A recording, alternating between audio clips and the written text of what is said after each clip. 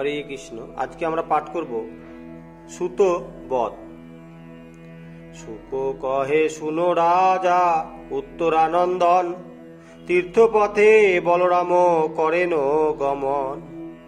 প্রথমেতে করিলেন প্রভাসেতে স্নান, গোধনাদি দরিদ্রদি জেরে দিল দান। তথা হতে চলিলেন আনন্দিত মতি, উপনীত হন যথা তীর্থ সরস্বতী। বেদের অভিহিত কর্ম তর্পণাদি করি, পৃথুদক তীর্থেতে গেলেন হলধারী। করিয়া সেখানে কর্ম হইয়া তৎপর, তবে যান মহাস্থান বিন্দু সরোবর। তথা স্নানাদি ক্রীড়া করি সেই রূপ, উত্তলিল রাম যথা তীর্থ ত্রিতকূপ।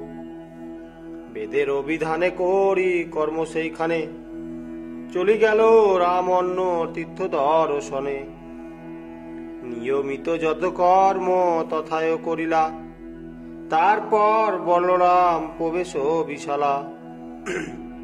তথা হতে ব্রহ্মতীর্থে করেন গমন, স্নান দান কর্ম তথা কইল সমাপন।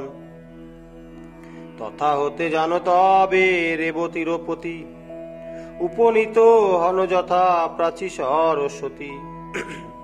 স্নান করি কামপালে চলিল সত্তরে, উপনীত হন গিয়া জাহ্নবীর তীরে। করি অবগাহন চলিল পুনর্বার, উপনীত হন গিয়া যমুনার ধার। বেদের অভিহিত কর্ম করি সেই স্থানে, তবে গেল বলরাম নৈমিষ কাননে।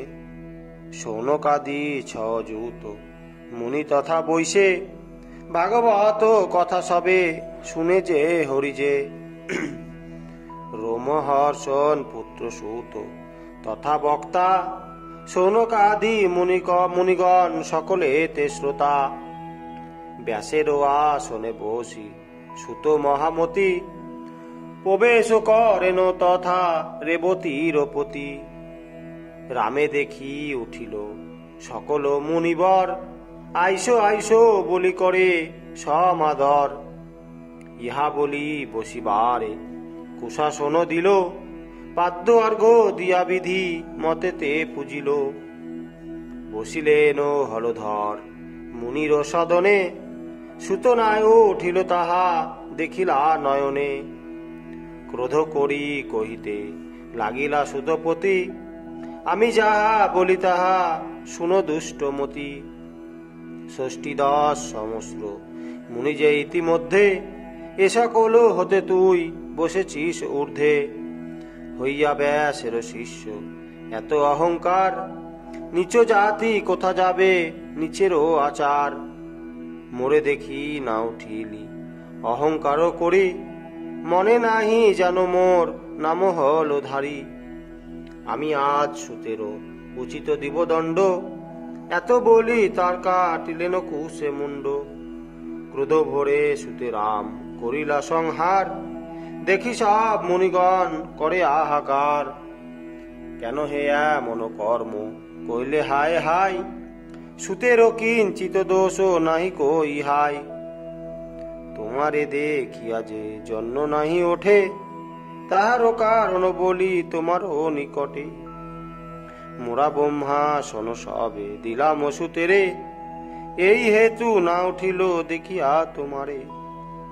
আমাদেরও ঊর্ধ্বে সুত এজন্য বসিল, সুত গোস্বামীর দোষ কিছু নাহি ছিল। এসব না জানি তুমি করিলে সংহার, অতএব পাপ নাহি হইবে তোমার। তথাপি হে লোকাচারে অর্ষে প্রায়শ্চিত্তে, সম্বৎসর তোমার ভ্রমিতে ত হবে তীর্থে। তোমারে বিধান এই দিনু মোরা সবে, বলো দেখি আমাদেরও উপায় কি হবে। শুনি বসি ভাগবত সংকল্প করেছি, ব্রহ্মাসনে তাই মোরা সুতে বসাইছি। সকলেতে পরমায়ু দিয়াছিনু তারে, তুমি হেতা সীতারে দিলে যমদারে। আমাদের বচন যা হাতে রক্ষা পায়, কহ দেখি বলদেব কি হবে উপায়। শুনি হলো ধরকন মুনি গণপতি, আমারও বচন সবে করো অবগতি। মরিল যখন সুত প্রভু না বাঁচিবে, তোমাদেরও বচন রাখিতে মোরে হবে। আত্মা বই যায়তে পুত্র বলেছে বেদেতে, আপনি জন্মায় গিয়া ভাজ্যারও গর্ভেতে। সুত সুত আছে যত, সুত না হয় সংহার, তাহারে সকলে দাও এই কর্মভার। ব্রহ্মাসন দাও তাই সব মুনি বরে, সুত পর মায়ু ভার সুত পেতে পারে। তোমাদেরও করিলাম সকলই নির্ধার্য, আর কি করিব বলো তোমাদেরও কাজ।